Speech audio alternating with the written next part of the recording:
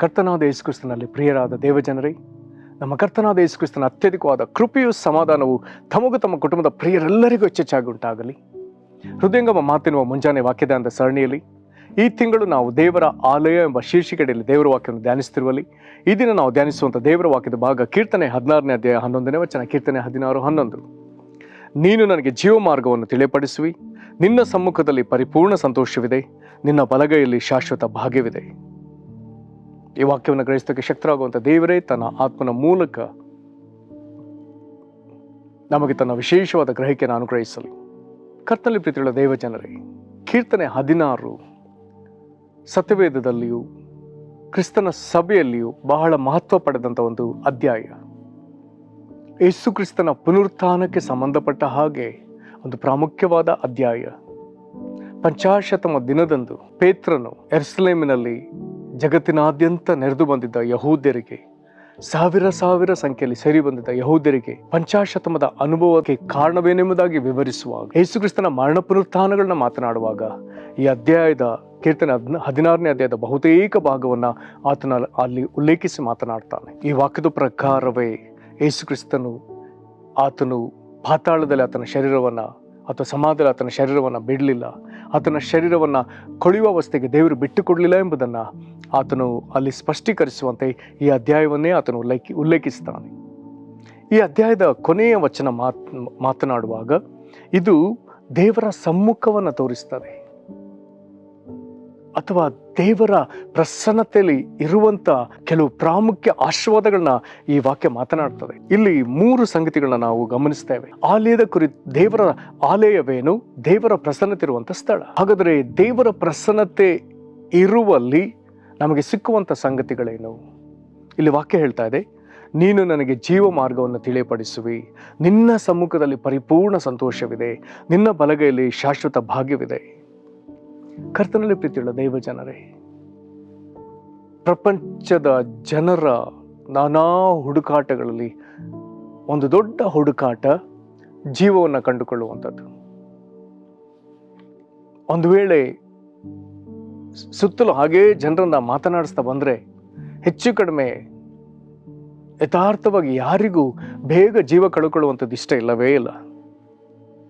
ಅನೇಕ ವರ್ಷಗಳಿಂದ ದಶಕಗಳಿಂದ ಪ್ರಪಂಚದಲ್ಲಿರುವಂಥ ಒಂದು ದೊಡ್ಡ ಪ್ರಯತ್ನ, ಒಬ್ಬ ಮನುಷ್ಯನು ತನ್ನ ಯೌವನವನ್ನು ಬಹುದೀರ್ಘ ಕಾಲಕ್ಕೆ ಕಾದುಕೊಳ್ಳುವಂಥದ್ದು ಹೇಗೆ, ಅದಕ್ಕೆ ಯಾವ ಔಷಧಿಯನ್ನು ನಾವು ಬಳಸಿದರೆ ಒಬ್ಬ ಮನುಷ್ಯನು ಯವನಸ್ಥನಾಗಿಯೇ ಇರಬಹುದು, ಅಂದರೆ ಬೇಗ ವೃದ್ಧಾಪ್ಯಕ್ಕೆ ದಾಟಿ ಹೋಗದೆ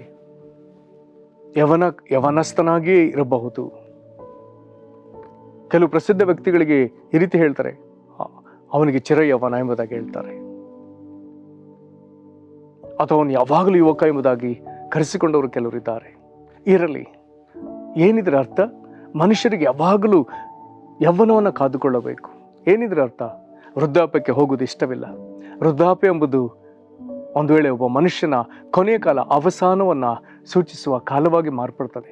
ಹಾಗಾಗಿ ಜನರಿಗೆ ಆರೋಗ್ಯದಿಂದ ಸದೃಢವಾಗಿ ಯೌವನವನ್ನು ಕಾದುಕೊಂಡು ಬಹು ದೀರ್ಘಕಾಲ ಬದುಕಬೇಕೆಂಬುದೇ ಮನುಷ್ಯರ ಇಷ್ಟ.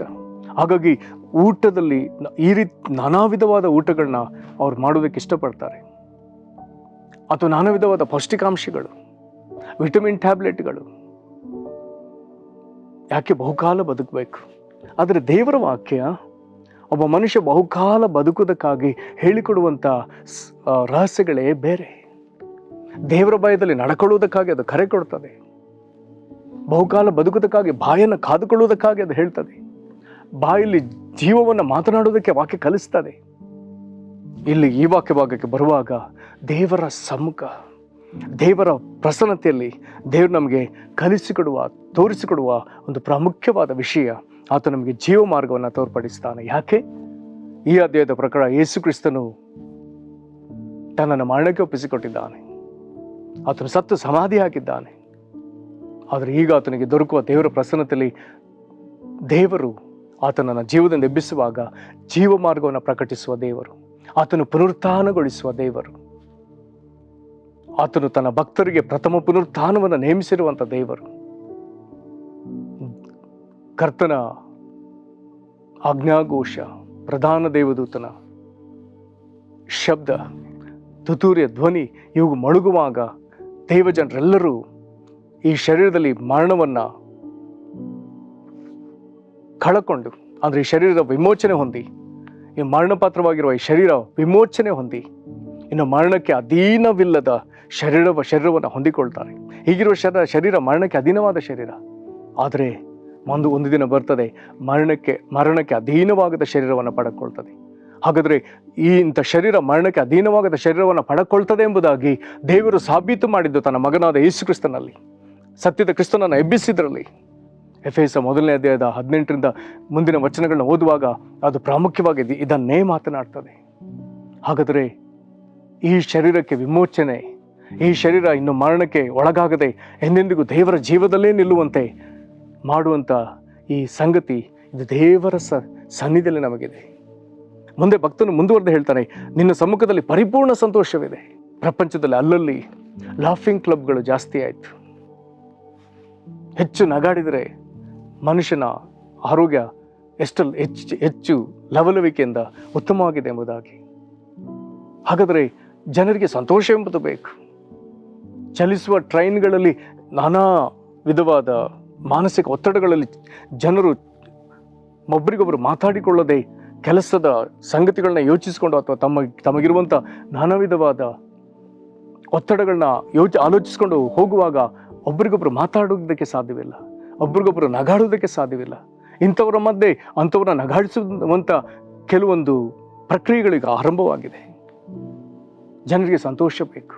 ಪ್ರಪಂಚದಲ್ಲಿ ಜನರು ಅಲ್ಪ ಕಾಲದ ಒಂದು ಸಂತೋಷಕ್ಕಾಗಿ, ಅಲ್ಪ ಕಾಲದ ಮನೋರಂಜನೆಗಾಗಿ ಏನೇನೋ ಮಾಡ್ತಿದ್ದಾರೆ, ಅಲ್ಪಕಾಲ.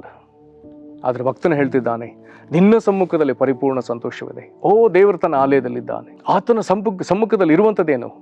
ಪರಿಪೂರ್ಣ ಸಂತೋಷ. ಯೇಸು ಕ್ರಿಸ್ತನ ಬಳಿಗೆ ಬಂದ ಯಾವೊಬ್ಬ ಮನುಷ್ಯನು ನೊಂದು ಹೋದದಿಲ್ಲವೇ ಇಲ್ಲ. ಒಬ್ಬನ ಕುರಿತಾಗಿ ಮಾತ್ರ ಬರ್ದದೆ, ಒಬ್ಬ ಯವನಸ್ಥನಿಗೆ ಯೇಸು ಕ್ರಿಸ್ತನು ಆತನೆಲ್ಲದರಲ್ಲಿ ಸರಿ ಇದ್ದಾನೆ, ಆದರೆ ನಿನಗಿರುವ ಆಸ್ತಿಯನ್ನು ಮಾರಿ ಬಡವರಿಗೆ ಹಂಚಿ ನೀನು ನನ್ನಿಂದ ಬಾಂಬಿದಾಗ ಹೇಳುವಾಗ ಅವನು ತನ್ನ ಆಸ್ತಿಯನ್ನು ಕಳಕೊಳ್ಳುವುದಕ್ಕೆ ಇಷ್ಟಪಡದ ಕಾರಣ ಆತನು ಮಾತ್ರ ಸಪ್ಪೆ ಮೋರೆಯಿಂದ ಹೋದದ್ದು ನಮಗೆ ಗೊತ್ತು.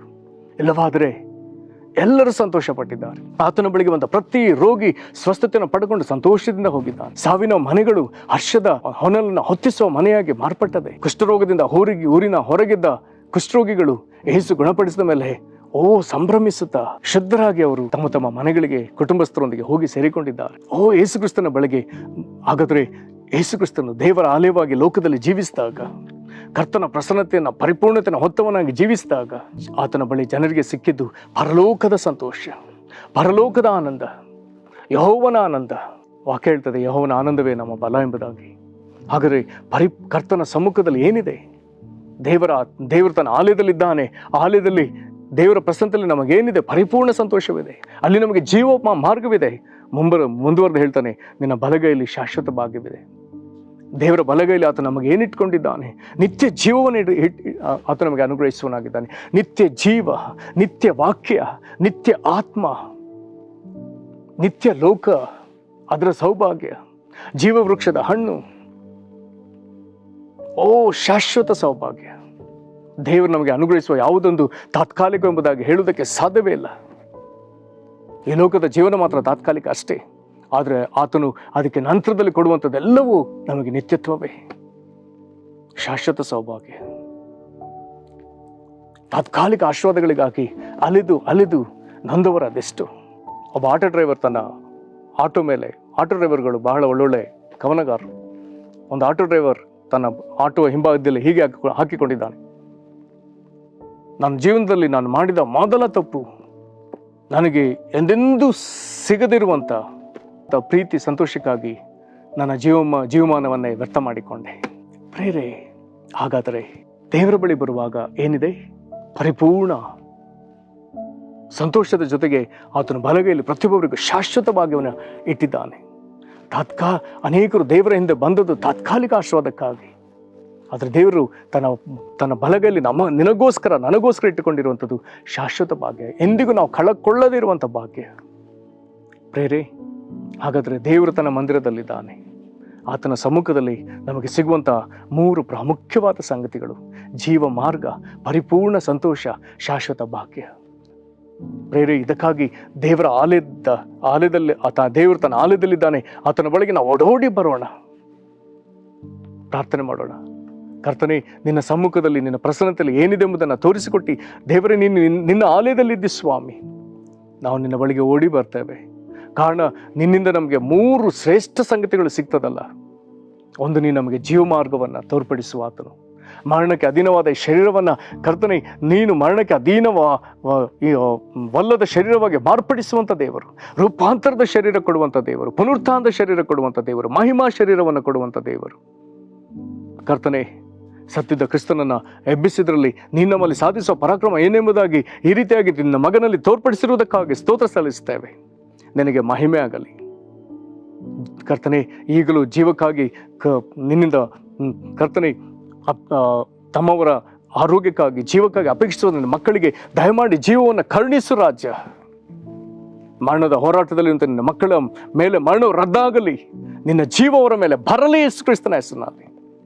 ಕರ್ತನೆ, ನಿನ್ನ ಸಮ್ಮುಖದಲ್ಲಿ ಪರಿಪೂರ್ಣ ಸಂತೋಷವಿದೆ. ಸಂತೋಷ ಕಳಕೊಂಡು ಕರ್ತನೆ, ಬಾಧೆ ಪಡ್ತಿರುವಂಥ ನನ್ನ ಜನರ ಕಣ್ಣೀರನ್ನು ದಯಮಾಡಿ ಒರೆಸು ಸ್ವಾಮಿ. ಕರ್ತನೆ, ಅನೇಕ ಆಶೀರ್ವಾದಗಳಿಗಾಗಿ ತವಕಿಸ್ತಾ ತಾತ್ಕಾಲಿಕ ಆಶೀರ್ವಾದಗಳಲ್ಲಿ ಮೋಸ ಹೋಗ್ತಿರುವಂಥ ಜನರನ್ನು ಕನಿಕರಿಸಿ, ಈಗೋ ನಿನ್ನ ಬಳಿಗೆ ಬಂದಿದ್ದಾರಲ್ಲ, ನಿನ್ನ ಬಲಗೈಲಿರುವಂಥ ಶಾಶ್ವತ ಭಾಗ್ಯದಿಂದ ಇವರನ್ನು ಕರ್ತನೆ ನಿನ್ನ ಸಂತೃಪ್ತಿಪಡಿಸಪ್ಪ.